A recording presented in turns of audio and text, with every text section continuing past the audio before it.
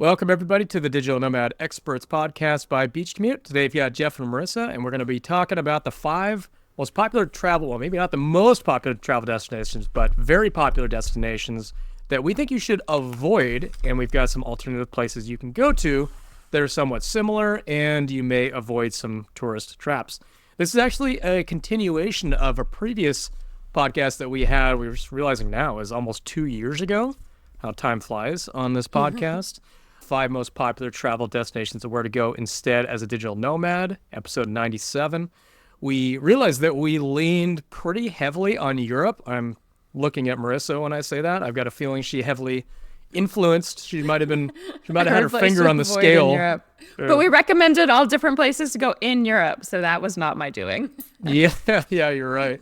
You're right. You might have had your finger on the scale in that decision-making process, but nevertheless, in this one, we have chosen 5 different locations across 5 different continents.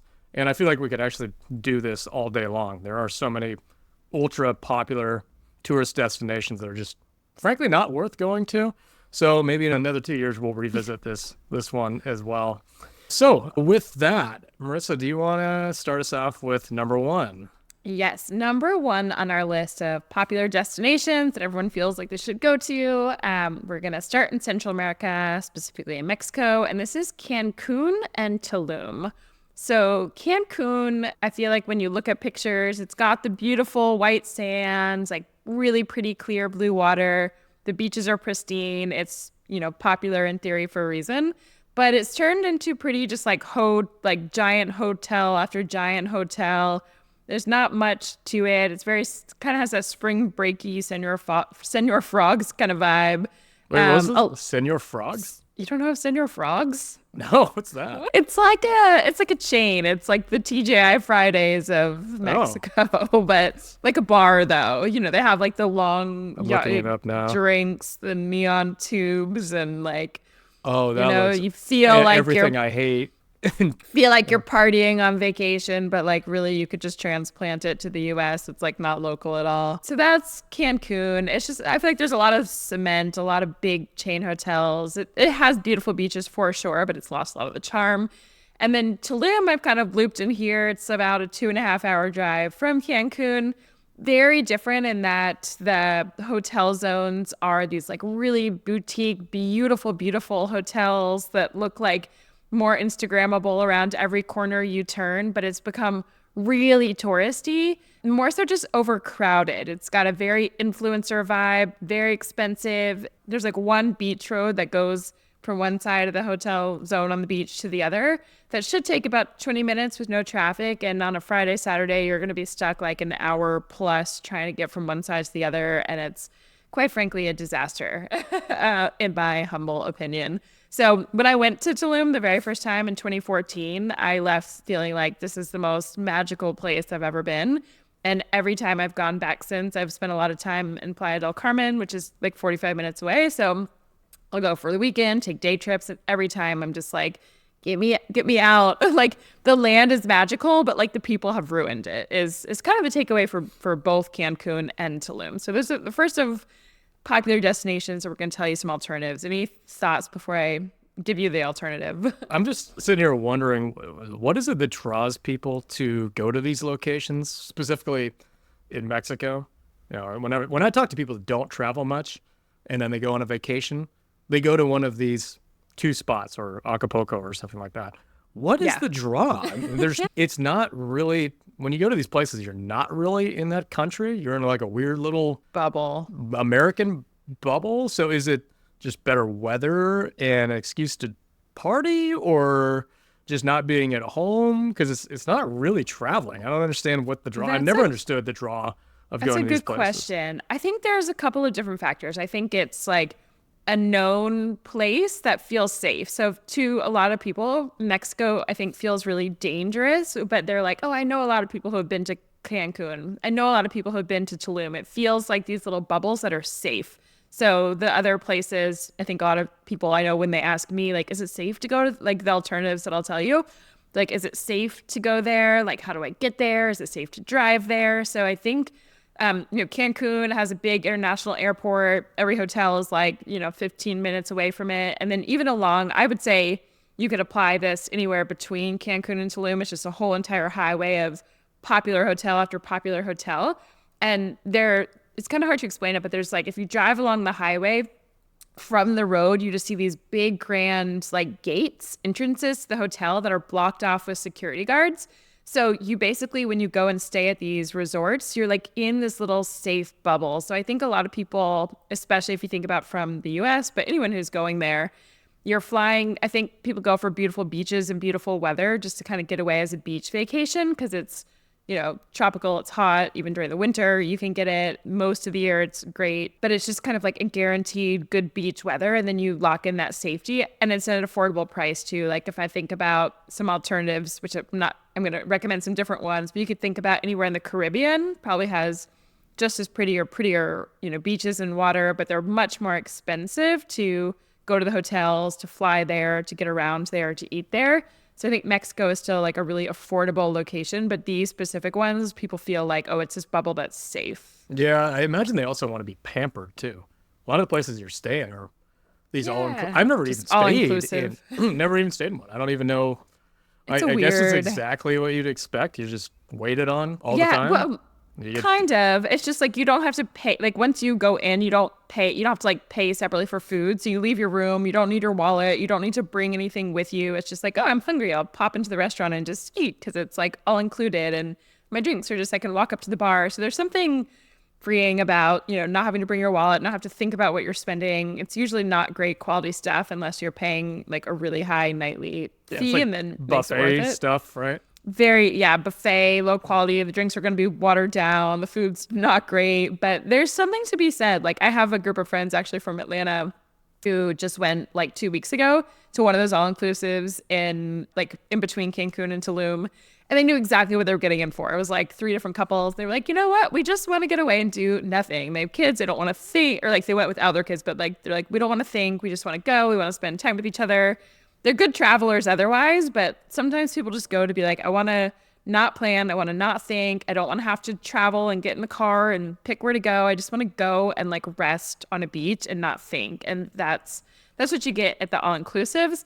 And Tulum is a little more like people do a little more adventures, a little more partying. You leave your hotel to eat dinners and meals and stuff, but it's still like a little bubble of beauty and safety. Like it still feels safe because you go to those towns and it's like it feels it's like only foreign people sort of like for the most part kind of like visiting on the beaches and going to the restaurants. So it just feels like a little safe bubble where you can get away and not think. So I think a lot of people, you think about the way that you and I travel where we're like, we want to go to the off the beaten places and the adventures and like get a feel for the culture and the country.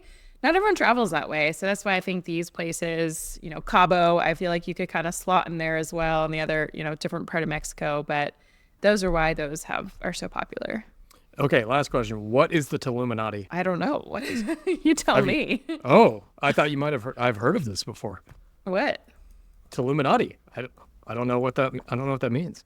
Where are you seeing this? I think I've heard this expression before. I've heard the phrase, but I guess I've never really stopped to think about what it means. Urban Dictionary. Okay. Who goes to Tulum and like spends time there?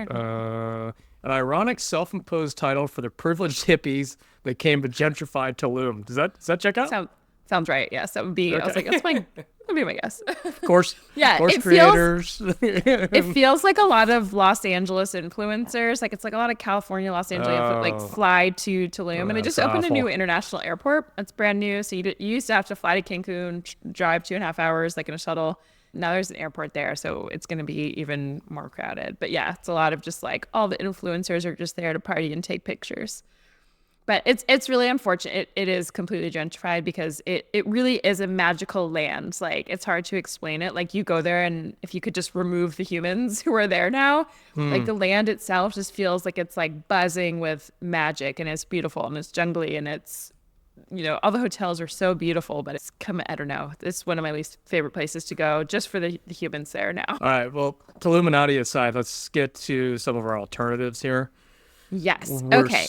Yeah, so just for context, we're searching for places that have this similar type of vibe to them. So we're keeping it within the same country. We're looking for same-ish type of weather, but without all of the Illuminati, all the bad people. Or just giant hotels and all-inclusive things. Exactly. So I'll give a couple that are near there, and then I'll let you give the other one that's a little bit farther north. So one of my favorites, I told Jeff before we started, I was like, I almost don't want to say this one on the podcast because I feel like it's a tiny little place that will be ruined if a lot of people do go. Like, I feel like it could be the next Tulum if everyone starts going there. But Holbox, Holbox, is one of my all-time favorite places. It's really, really cool. It's a tiny little island about 2 hours north of Cancun. So you still fly into Cancun, you have to drive 2 hours and then take a little ferry. So it's like one of those islands with not really any cars. There's golf carts that, kind of golf cart taxis that take you around. It's very rustic. You get like the dirt roads. It is the most beautiful, like really shallow, the white sand with the really shallow, bright blue water for like ages and ages. There's a sandbar that goes for miles you can walk on. It's just like a just super chill, funky little island. So that's one. And then Isla Mujeres is also an island. It's actually really close to Cancun. So if you fly into the Cancun airport, you still have to take a ferry to Isla Mujeres. That's Mujeres. And then Isla is Isla. So it means island. And it's that one's a little bit quieter. I feel like if you just want some, I don't know, like it's still really beautiful water, some pretty beaches. It's a lot quieter. Looking at pictures, it's like really beautiful. Shallow. You can see the sand underneath, and it's kind of small looking, huh?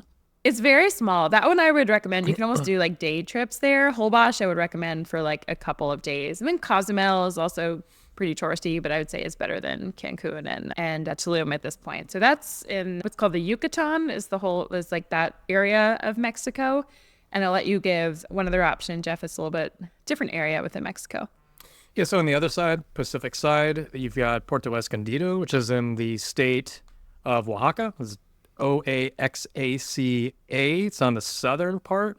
I chose that because it has the same kind of beachy vibes, very, very warm weather. The place that you stay in, it's called La Punta.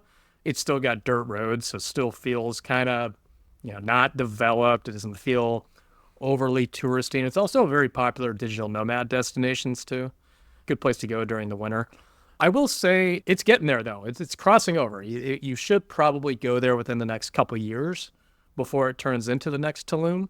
They're building it up. More and more digital nomads are going there, and it's still awesome. But you can see that the clock is ticking on it, and it's going to turn into the next impacted hub.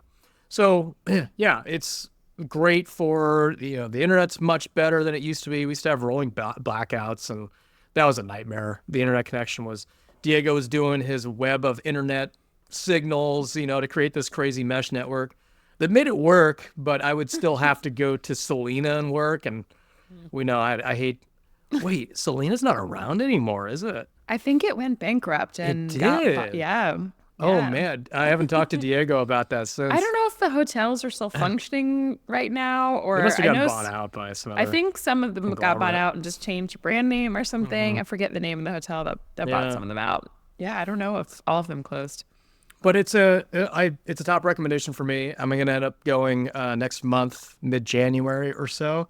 Oh, nice. And it's what you'd see on postcards. It's one of the things I think of when we were talking about our logo. I would just rent a scooter for the month, and you're just riding along the beach boardwalk to and from, the cafe or wherever you're working with your laptop bag on your back. It's really picturesque. And then you've got, the Pacific Ocean sunsets are just bar none. It's just amazing. It reminds me of Costa Rica a lot, and kind of in the same vein. And also like Costa Rica, parts of Costa Rica at least, it's a really big surf area. That area in La Punta is apparently good for surfing. I don't do any of that. It's just not in my skill set, and I don't want to do it. But it's cool to watch. I mean, people do these really cool things. I feel like you would love surfing. If like I did. Okay, but you didn't love it, or you just haven't given it like enough time yet? No, it's in the same vein as snowboarding for me. It's just one of those things that I don't know. It just doesn't quite click. These balance activities, skateboarding, snowboarding. You're like so athletic in other ways. I just feel like if I think of you, I'd be like, Jeff would love surfing. Yeah. I'm generally like athletic activities. I'm all over anything and everything, but these ones just, I don't know. They never really, I'll watch from the sand. I'm good. I'll play some volleyball. You just don't like sand. I'll shower off very, very well before going anywhere. I don't want sand in anything. Hate sand. So yeah, I think that rounds out our first one. Yes. All right. So let's move to number 2 in Colombia. I'll let you talk about the one that's very popular that we maybe don't recommend. Cartagena in Colombia, which is almost the most northern part you can go to before you hit Panama. And Cartagena is popular because it's really cool looking. It's a Spanish style. It actually was Spanish. It's like a garrison or a fort, right? So they call it the old walled city. It's got a huge wall around it, and you can still see these old cannons that are pointed out towards the bay. And it was I think it was like a defensive type of fortress. And it's really, when you walk through it, it's really cool. It's got all the Spanish architecture, the funny streets with the cobblestones and everything. All these things sound really great.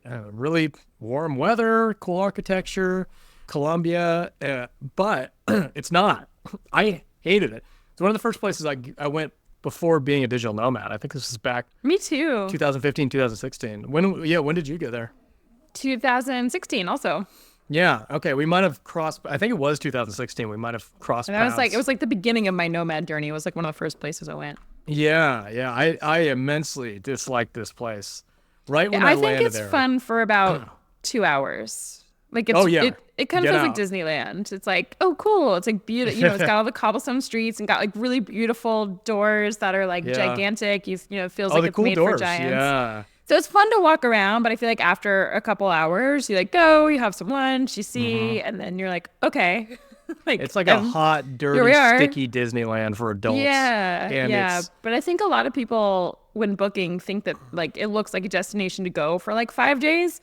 But again, after a couple hours, you're like, so now what? And the beaches there are not, it's like on the water, you'd think it'd be great, but it's like there's actually not beaches right there. Mm-hmm. There's not much to do once you've walked around. I know some people go on like bachelor parties and stuff there. Like I could see that. I will say, thing. If that's what you're looking for, you will find that. There is a lot of, how do I put this, degenerate activity that's available in Cartagena.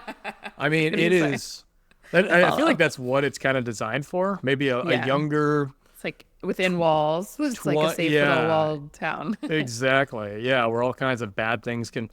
I feel like it's like younger 20s party type of vibe. Get in, get out, and it really feels like it's kind of abusive to the town and the locals. Yeah. I mean, I don't even see Cartagena as a real city. I see it as it's half filled up with tourists, and the other half are the locals who don't actually live in Cartagena. They live in the new town, which is it's basically slums, and they come in and serve the tourists. So it's this. It feels bad. It's kind of how Tulum and Cancun are as well. Yeah. And you see all of this. I don't know if you see that in Tulum and Cancun, but you see tons of prostitution everywhere. You see drugs everywhere. People just hassling you on the street, asking if you want either drugs or to go on a boat ride, which terrified me. And you want to go on a boat ride? Or both. Do you want drugs and a boat ride? Actually, fun fact, the first time I was in Cartagena, I did like a little boat trip out to, I was like, I need a good beach. And I went someone was like, do you want to go scuba diving? Again, they'll offer you anything. I was like, I don't have a certification. They're like, we don't care. Like, I was like, I went. I was with my best friend who spoke Spanish and was certified. And she was like, okay, here's what you do this. And the guy was so sweet. He like held my hand underwater and just like, because I didn't know how to buoyancy or bounce. And it like, but yes, you can do anything you want there. It's a strange place. Yeah, it's the Wild Wild West. It's like that Westworld, that show where people to go and just do terrible things and then leave. Yeah, that's what it feels like to me. It just doesn't feel like a cultural place anymore. It doesn't feel like any of that stuff. So I would say a couple hours because the architecture is really cool. There's a really cool bar there right on the top of the wall, something Del Mar, and they play this cool vibey type of music with the sun going down. It's really pretty. I mean, do that and then leave. That's Yeah, go for like an hour or two. Or yeah, three. go for an hour You or can spend two. 4 hours max. And then go to some of the. We've got other places. Yeah. Nearby So break down to take you what are to. the nearby places you'd recommend? Yeah, so you've also got Santa Marta, which is right next to it. I didn't love Santa Marta. If you go past Santa Marta, past the Tayrona National Forest, which is this huge, it's also a very touristy place. It's more of like a day trip or a weekend trip type of thing. Huge forest where you can ride a horse through the forest and end up at the beach. Pretty magical thing. If you go past that, you end up in a little beach town called Palomino. This beach town it feels like a very unfound mini Puerto Escondido. It's a total little hippie town with just dirt roads everywhere, very, very undeveloped and just cool. You get that awesome Caribbean vibe, laid back. Everything is a beach bar, walking in sandals, warm weather, all that stuff. It feels good. And it's totally under the radar. Nobody goes to Palomino. It's out of the way. You would have to rent a car, right? So you rent a car. And I think we drove, what was it, maybe 2 hours from Santa Marta, something like that. And there's one road to get there. It's a really pretty road. So it's worth it. I would go out there and spend 4 or 5 days. And this would be more, it's not digital nomad-y. I still doubt that there's good internet out there. I don't think we're able to even work, to be honest. I think it was just a vacation type of thing. But totally worth it. Hopefully it's still awesome as I remember.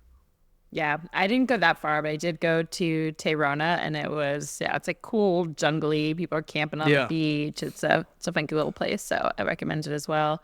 And then the other one that's not quite so close, but San Andreas is some little islands that are, I guess, like kind of in the north. It doesn't even look like it's part of Colombia. It looks like almost like Panama, you're right. Yeah, it's like way far away, closer to Central America, but it's technically part of Colombia onto this country. You can get there on a boat, right? Or I fly? believe so. I think you can also fly as well. Maybe correct me if I'm wrong, but it's got some of like the most beautiful. I have some like nomad friends who've gone and just like the prettiest blue, the bright blue water, the white sand, just like gorgeous, gorgeous little islands that are technically part of Colombia. Yeah, so it is actually pretty far up there. It's actually right across from Nicaragua. It's beyond Panama, beyond Costa Rica, and next to Nicaragua, but it is it part doesn't of make sense, but Colombia. It's part of Colombia, and supposedly I haven't been yet, but it's supposed to be epic. Yeah, same. Yeah, I think that's it for Colombia. There's nowhere else I could think of that would give you the same kind of vibes. But out of all of these, I felt the most passionate. Cartagena popped up. I'm like, oh yeah. Everybody wants to go to Cartagena. Go there if you are looking for those particular debauchery things. But if you're going for anything else, yeah, it's not going to be up to your expectations.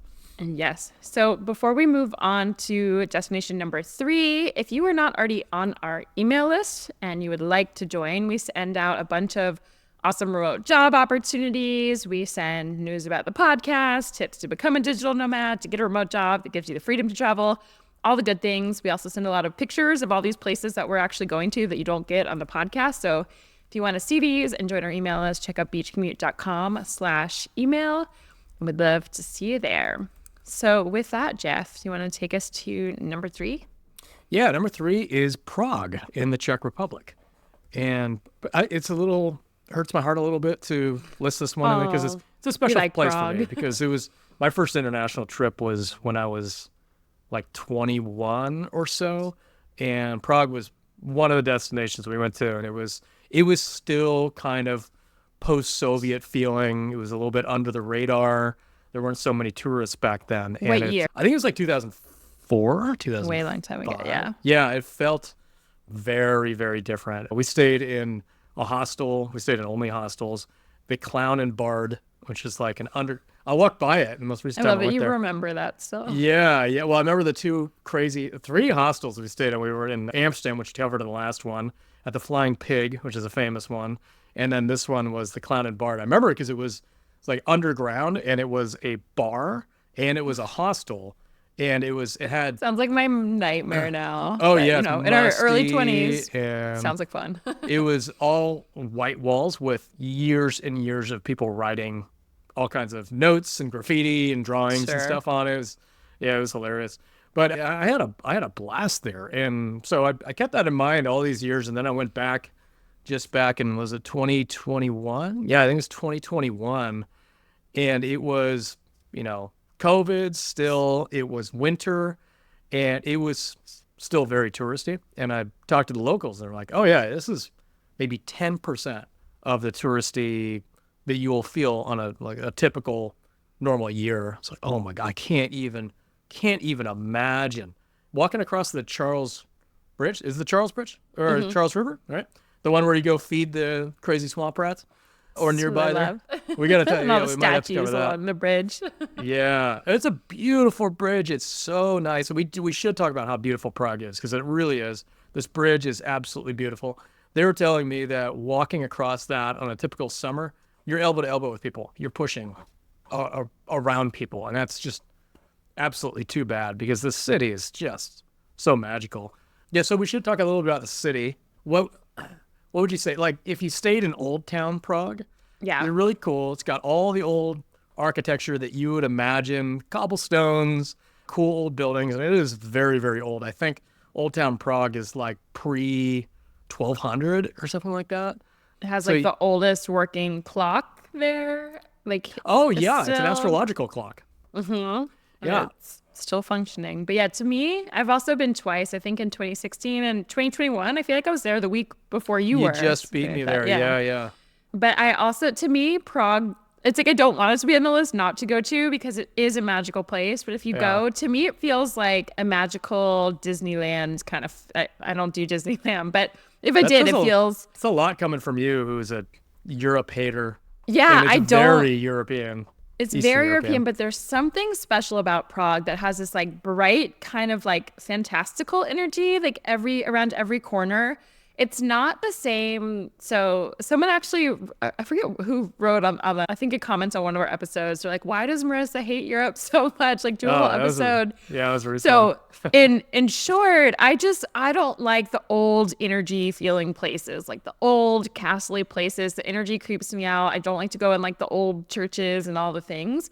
And most places around, like in those countries in Europe, just feel, it's like, I get that they're aesthetically pretty. I understand why people like them, but it just feels like creepy and old to me. Whereas Prague feels like magical. It has that Disney. It's like if you made Disneyland real, it would be Prague to me. Yeah. Take out like the characters, does but feel just the that way. magical castle-y buildings. But it's like sun. I don't know. It just seems cool. I'm sure it has like a darker history, but the energy of it is like very magical. So like around every corner, it's just like the views, the bridges, the buildings, or just like the town square. It just feels, yeah, magical is the best word I can say. So I wish it's kind of like Tulum, where if you took out all the humans and all the tourists, we'd be like, definitely go. It's so cool. I mean, also, I still would say if you've never been, maybe go for a day or two, but like to stay there long term or go for a long time, like it's overwhelming with all the tourists is what we're getting at here. Yeah, it's such a bummer, because there's so much cool history there. There's Yeah. so many awesome sights to see. That palace is amazing. That's so cool. There's obviously the rivers. That's known for its awesome beer halls and drinking there. I mean, I had some favorites.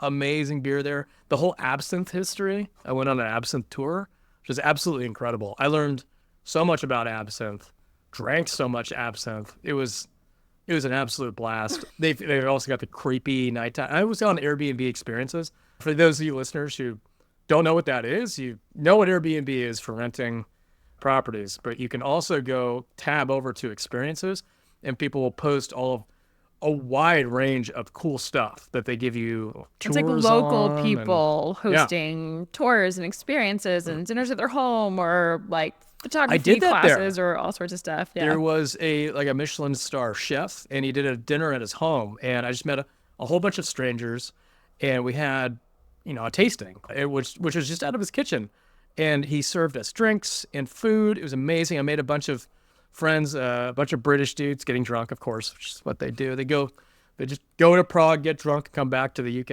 and it was an absolute blast. I did an absinthe tour, which was super cool, because everybody thinks that they've got this idea of what absinthe is, that it's like this hallucinogenic drink.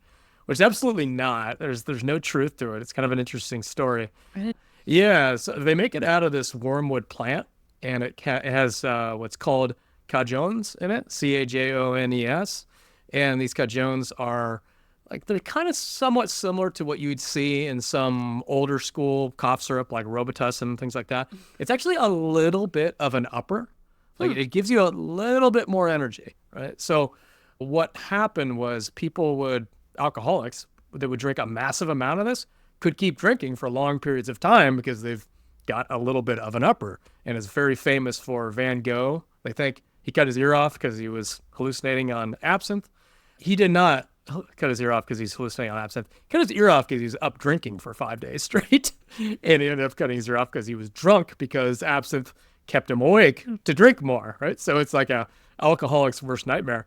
And what happened was it was infringing on France's wine sales. Like they were actually losing sales to absinthe because the aristocrats in France were really getting into the next hoity-toity thing to do, which is present absinthe in really fancy ways. That's why you see all the different ways to present it in France. And the wine industry wanted to shut it down because they were getting their asses kicked. So they did this smear campaign saying it's got a hallucinogen, it's the devil's drink. So you see all these if you look back at all these warning signs about absinthe and some of the ones that still prevail today, it's this horrible hallucinogenic drink that'll make you go crazy. None of that's true. It's just a very potent alcohol that, frankly, I think tastes like shit. But it has an amazing history, and it was really cool. If you go to Prague, there's a handful of really awesome absinthe bars that you can go to. It's totally worth the time. I feel like I'm talking people into going to Prague. Go it's so for cool. a day. Go it's for so 2 cool. days. Yeah, go during winter when nobody's there. Don't go in July. Yeah. So if we were to give some alternatives of where to go instead, if someone's looking for somewhere a little bit more long-term or just a little less touristy, where would you suggest?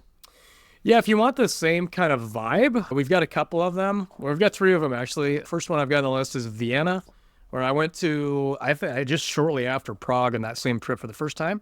I've got a couple of my best friends live in Vienna. They've lived there for, I don't know, 2-3 years or so. And it's not the same. I'd say it's very, very quiet. It's a very quiet, clean city.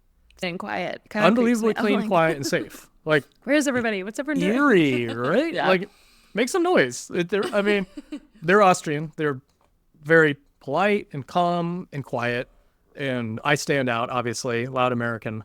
It's just different. And the population is a little bit older in Vienna. So it's not a very young city. And but maybe Salzburg in Vienna. We didn't have that on there, but that could also, and I like the sound of mountain town there is also, it's got the kind of castle-y sort of like small town feel that's somewhat comparable to Prague. Yeah, yeah. I mean, you've got the cool architecture. You've got the Eastern European feel to it, Germanic feel to it. So that's pretty cool. And then, yeah, you've got one too. I actually only spent a couple days in Vienna, and it was nice. Same. I went back in 2010, like a really long time ago, there, and Salzburg. So Krakow in Poland is another one. And then also Brasov, Brasov in Romania, has that small town, kind of like cobblestone, castle-y type feel around everywhere too. But I will say with all of these, I feel like with the other alternatives we've given for the 2 that will come after this and the 2 before this, I feel like they're inherently just like better and similar, but like better without the tourists or just better alternatives in the moment. Whereas I feel like Vienna, Salzburg, Krakow, Brasov they're not quite comparable. Like as Jeff and I were brainstorming, like where would we go instead? To me, nothing quite compares to Prague. And I think that's why part of us were like, well, do go, but don't go. Yeah. But like kind of go, but not really. I think Budapest is probably the closest comparison. It's a really cool European city as well on a river with like gorgeous architecture lit up at night, but it's also so touristy. So it's why it's not an alternative. So I guess if you're road tripping through Europe, hit Prague and Budapest quickly. And these are some other alternatives if you want to stay a little longer. Yeah. Or want some more less touristy. Good point. I feel like after going through Prague, I'm still thinking like, wait, go. Stay, but maybe don't stay for too long and don't stay in the height because yeah, it's just so impacted. Okay, so we've got alternatives. We've got alternatives. Vienna, Krakow. I haven't been to Krakow yet. It's not cool as Prague, but it's got a lot of old historical sort of feeling. It also has like the Jewish history, so it's different. But Poland's different, but it has some similar components, I suppose. It's starting to turn more digital nomad-y, right? Yeah, it's got a lot of like pretty hip restaurants, good Wi-Fi. It's a very walkable place. So it's got like a river through it. So there's a lot to be said. I feel like more people are going, but Poland still isn't quite, it's not everyone's like dream destination still, it feels like. Yeah. And then we said Brasov, which is like half ski town kind of. So it was maybe out of the capital Bucharest. What was the train ride? Maybe 2.5, 3 hours or so? We did a car. I didn't even know there was a train. You did a car. Okay. Yeah. I want to say it was about 2 hours. Train was a breeze. Yeah, definitely worth going. I loved it there. What a strange place for such a like deep coffee culture. There was so much specialty craft coffee everywhere there. If you're into coffee, it's a great spot. Also, just be aware if you go to Krakow or to Brasov to party, everything closes like 8 p.m. You can't even Can't even get to restaurants. Yeah. Yeah, I had that as well. Yeah. So, okay, cool. I think that covers that one well.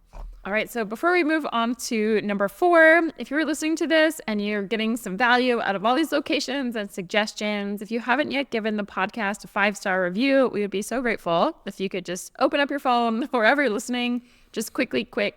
That's hard to say. Still can't say it. Quickly click. We'll get there. 5 stars. We'll get there one day.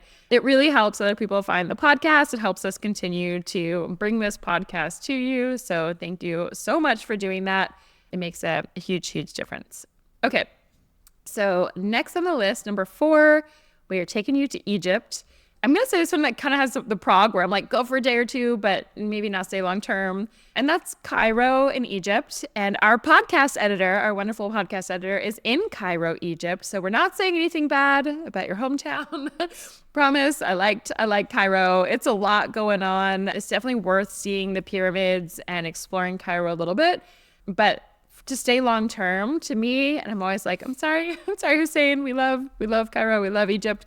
But Dahab, I don't know if people say like Dahab, which is on the Red Sea, is a really cool alternative that's like very peaceful, awesome scuba diving, a lot of cool side trips, just like a cool little town. It's a lot of people's favorite, like a lot of nomads I know, it's one of their favorite places, especially if you're a scuba diver, but you don't have to be. So it's just a cool alternative to like, again, go to Cairo, see the pyramids, but I don't think you don't necessarily need to stay for weeks on end, but there's a lot of cool places to see in Egypt. But to me, the kind of longer term chiller feel would be Dahab. Got nothing to add to that because I haven't been to either one of those places. I feel like Dahab is it getting more popular? It seems like more and more of my friends are going there for scuba. If you're really into scuba. Sometimes I feel like it's just our Wi-Fi tribe community. Maybe at large it's not. I don't know. I don't see as many other people talking about it. There's been several Wi-Fi tribe chapters there. Diego's actually there right now, this moment as we speak. So I feel like a lot of our Wi-Fi tribe friends have found us this magical place and go. And I keep thinking it's going to like get bigger and bigger, but maybe for like dive connoisseurs know about it, but I don't see it as much just in the general nomad or travel population going. Okay. Yeah. Interesting.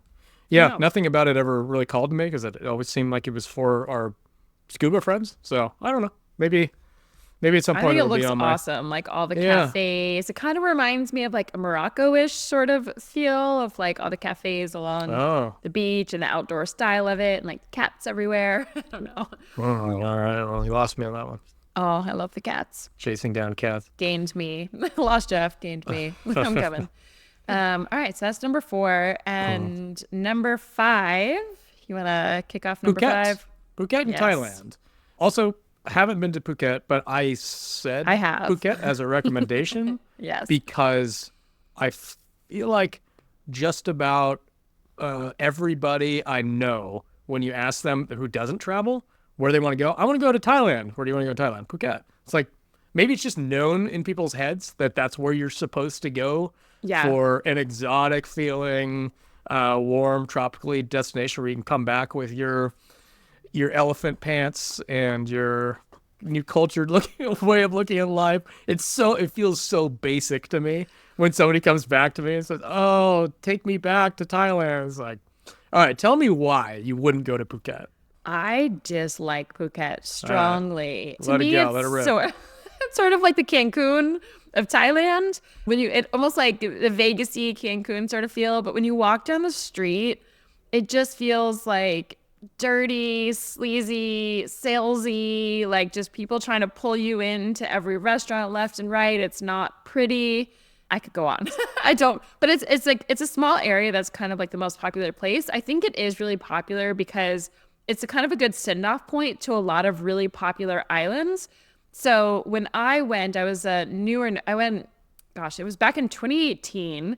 I'd spent a month in Bali, and I was about to spend a month in Chiang Mai doing a Wi-Fi tribe chapter. And so I want to see the island, because Chiang Mai is in the north, it's landlocked, and I wanted to see some islands before I went. I was like a more newbie traveler. I didn't know better. So I was like, kind of the same way you're saying. I was like, oh, everyone kind of goes to Phuket. I'll like have that as a base. And then like you can get to Krabi from there. You get to like, if you've ever seen The Beach, it's like a really popular movie based in Thailand. It's got all these pretty places. The old Leo one? Yeah. Like when he was young? Oh, I believe that's him. There's some popular places from that, and there's also a place they call it like James Bond Island or James Bond Rock, but there's a James Bond movie that also has a really popular destination from there.